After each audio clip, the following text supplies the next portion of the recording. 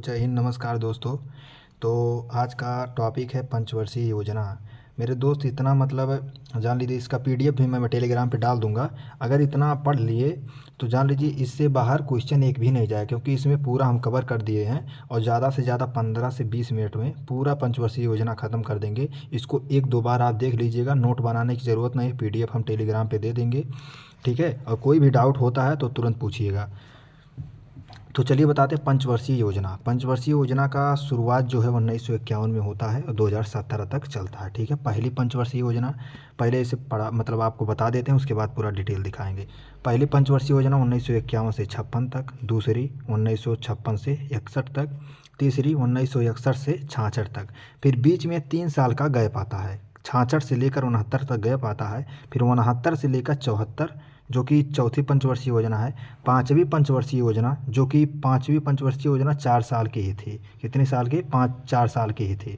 फिर छठवीं पंचवर्षीय योजना आती है, बीच में फिर 5 साल। पाँचवीं पंचवर्षीय योजना के बाद 2 साल का गैप आता है, ठीक है। फिर आती है छठवीं पंचवर्षीय योजना 1980 से 1985। सातवीं पंचवर्षीय योजना 1985 से 1990। उसके बाद फिर 2 साल का गैप आता है, 1990 से 92 गैप रहता है। फिर 92 से 97 तक, 1992 से 97 तक 8वीं पंचवर्षीय योजना। 9वीं पंचवर्षीय योजना 1997 से 2002 तक। 10वीं पंचवर्षीय योजना 2002 से 2007 तक। 11वीं पंचवर्षीय योजना 2007 से 2012 तक। 12वीं पंचवर्षीय योजना 2012 से, ये 2015 तक ही थी लेकिन 2017 तक है, ठीक है। योजना 2017 तक थी, ठीक है, लेकिन 15 में ही ख़त्म कर दिया गया, नीति आयोग आ गया। तो चलिए हम बताते हैं, ठीक। योजना अवकाश जो है बीच का वही आपको याद नहीं होता है, योजना अवकाश, ठीक है।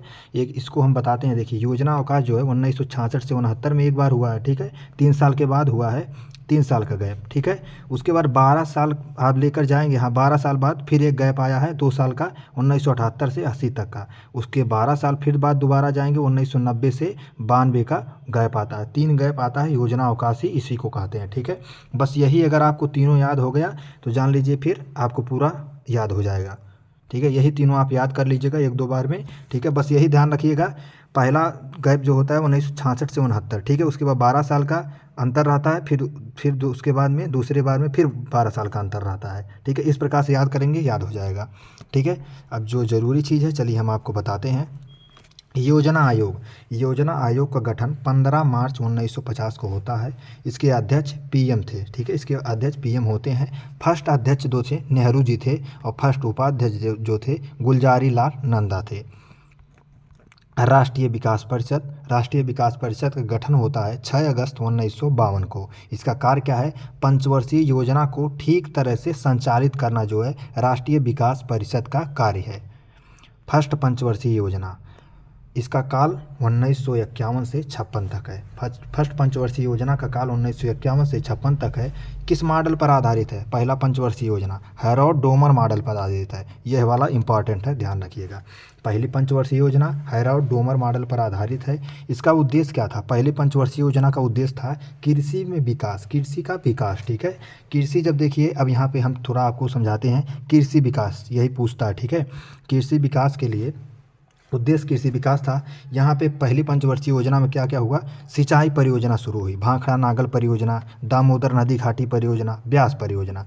तो देखिए, जब आप कृषि में विकास करेंगे तो सिंचाई के लिए पानी की आवश्यकता तो पड़ेगी ही। जब पानी की आवश्यकता पड़ेगी तो इसीलिए ये सब सिंचाई की व्यवस्था परियोजना शुरू की गई। भाखड़ा नागल परियोजना, दामोदर नदी घाटी परियोजना, ब्यास परियोजना, ठीक है। इसको अपने आप याद हो जाएगा। कृषि में पानी की आवश्यकता पड़ती है, पानी की आवश्यकता पड़ती है तो सिंचाई में सिंचाई परियोजना शुरू हुई, भाखड़ा नागल परियोजना, दामोदर नदी घाटी परियोजना, ब्यास परियोजना। दूसरी पंचवर्षीय योजना, इसका काल है 1956 से 61 तक। यहाँ पे लिखे नहीं है क्योंकि यहाँ पे लिख देंगे, यहाँ पे आप अपने आप याद करिएगा, ठीक है। यहाँ पे लिखे नहीं हम, 1956 से 61 तक है। उसके बाद में यह वाला पीसी महालनोबिस मॉडल पर आधारित था, दूसरा पंचवर्षीय योजना। इसका उद्देश्य क्या था? औद्योगिक विकास। इसका उद्देश्य था औद्योगिक विकास। इंपॉर्टेंट उद्योग देख लेते हैं। स्थापित कारखाने, जब औद्योगिक विकास होगा तो यहाँ पे कारखाना की आवश्यकता तो पड़ेगी ही, ठीक है। तो यहाँ दुर्गापुर कारखाना, ठीक है, भिलाई, राउरकेला, इसका शुरुआत किया गया, कारखाना स्थापित किया गया, ठीक है। दुर्गापुर, भिलाई, राउरकेला। जब औद्योगिक विकास के लिए जो है कारखाने की आवश्यकता पड़ेगी उद्योग के लिए, तो दुर्गापुर, भिलाई, राउरकेला, ये तीनों कारखाने उद्योग स्थापित किए गए। तीसरा पंचवर्षीय योजना, इसका काल 1961 से लेकर 1966 तक है। इसका उद्देश्य क्या था? आत्मनिर्भर और कृषि एवं उद्योग का विकास। इसमें मतलब कृषि और उद्योग दोनों आ गया। तब दोनों आ गया तो यहाँ पे देख लेते हैं। बोकारो आयरन एवं स्टील इंडस्ट्री की स्थापना की गई। ठीक है, इसमें क्या हुआ? बोकारो आयरन एवं स्टील इंडस्ट्री की स्थापना की गई, जो कि सोवियत संघ के सहयोग से झारखंड में बना है। ठीक है, उसके बाद क्या हुआ? हरित क्रांति का शुरुआत किया गया। तीसरी पंचवर्षीय योजना, ध्यान रखिएगा ये वाला, हरित क्रांति का शुरुआत किया गया। उसके बाद सबसे असफल योजना भी तीसरी पंचवर्षीय योजना ही थी 1962 में, क्योंकि 1962 में भारत चीन का युद्ध हुआ, 1965 में भारत पाक का युद्ध हुआ, 1966 में सूखा पड़ गया। ठीक है, उसके बाद आते हैं चौथी पंचवर्षीय योजना। चौथी पंचवर्षीय योजना का उद्देश्य था स्थिरता के साथ आत्मनिर्भरता कृषि तथा सिंचाई पर।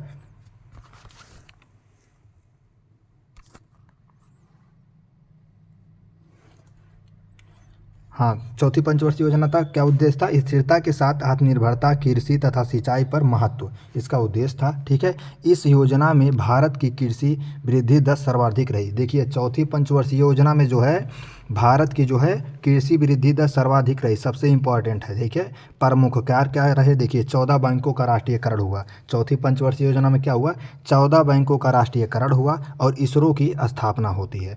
आते हैं पाँचवीं पंचवर्षीय योजना पे। इसका काल है 1974 से 78, जो कि 4 वर्ष की थी। ठीक है, इसमें क्या होता है? उद्देश्य इसका क्या था? गरीबी उन्मूलन और आत्मनिर्भर पर बल, इसका उद्देश्य था। प्रमुख कार्य देख लेते हैं। गरीबी हटाओ का नारा, यह सबसे इम्पोर्टेंट, गरीबी हटाओ का नारा कब दिया गया? पाँचवीं पंचवर्षीय योजना में। यह योजना 4 साल की ही थी, ये तो बता दिया आपको। छठवीं पंचवर्षीय योजना, छठवीं पंचवर्षीय योजना 1980 से लेकर 1985 तक होती है। ठीक है, इसका उद्देश्य क्या था? छठवीं का गरीबी उन्मूलन रोजगार में वृद्धि। इसका छठवीं पंचवर्षीय योजना का क्या था? गरीबी उन्मूलन और रोजगार में वृद्धि, इसका उद्देश्य था। इसका प्रमुख कार्य क्या था? ये सबसे इम्पॉर्टेंट है। नाबार्ड की स्थापना होती है कब? छठवीं पंचवर्षीय योजना में। आते हैं सातवीं पंचवर्षीय योजना। इसका काल है 1985 से 1990। इसका उद्देश्य क्या था? रोजगार, शिक्षा तथा जन स्वास्थ्य का विकास था। इसका प्रमुख कार्य क्या था? सातवीं का गरीबी की माप इसी योजना में लकड़वाल समिति द्वारा हुई थी। यह जो इम्पोर्टेंट है, देखिएगा, गरीबी की माप जो है इसी योजना में, मैंने सातवीं योजना में ही लकड़वाल समिति के द्वारा हुई थी। उसके बाद में भोजन, कार्य और उत्पादन का नारा दिया गया था कब? सातवीं पंचवर्षीय योजना में। आठवीं पंचवर्षीय योजना, आठवीं का उद्देश्य था, आठवीं पंचवर्षीय योजना का 1992 से 1997 तक है। इसका उद्देश्य था मानव संसाधन का विकास। उसके बाद में प्रमुख कार्य क्या है? पीएम रोजगार योजना की शुरुआत होती है 1993 में। कब? आठवीं पंचवर्षीय योजना से पीएम रोजगार योजना की शुरुआत होती है 1993 में।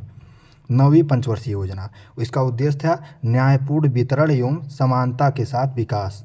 नौवीं पंचवर्षीय योजना का उद्देश्य था, इतना इम्पोर्टेंट है। 10वीं पंचवर्षीय योजना, इसका उद्देश्य था गरीबी और बेरोजगारी को समाप्त करना, अगले 10 वर्ष में प्रति व्यक्ति आय दोगुनी करना, यही इम्पोर्टेंट है। 10वीं पंचवर्षीय योजना में क्या था?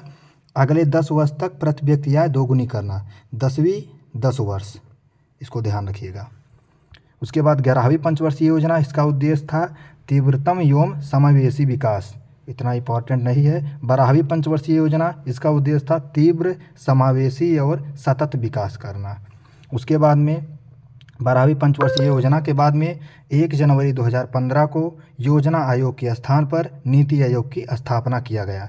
बस मेरे भाई इतना ही था। ठीक है, पूरा पंचवर्षीय योजना आपको पढ़ा दी है। ठीक है, आपको बस एक काम करना, इसको 2-3 बार देख लेना है फटाफट। ठीक है, पहली बार देखिएगा नॉर्मल स्पीड पे, दूसरी बार 1.5 के स्पीड पे देखिएगा, तीसरी बार डबल स्पीड पे देखिएगा, अपने आप पूरा याद हो जाएगा। और जो इम्पॉर्टेंट है 1-2 बार उसको मतलब कॉपी में लिख लीजिएगा। इसे लिख के याद करेंगे तो बहुत बढ़िया से याद होगा। चलिए मिलते हैं मेरे भाई अगले वीडियो में। आप बोलिएगा किस टॉपिक पे अगला वीडियो चाहिए। ठीक है, ये जीडी के लिए बहुत ही इंपॉर्टेंट है, एक बात ध्यान रखिएगा, क्योंकि एक क्वेश्चन फिक्स रहता है और तो हर एग्ज़ाम के लिए इंपॉर्टेंट है, लेकिन जीडी के लिए जितना इंपॉर्टेंट था उतना पूरा हम लेकर आए हैं इसमें। चलिए मिलते हैं अगले वीडियो में। नमस्कार, जय हिंद मेरे दोस्त।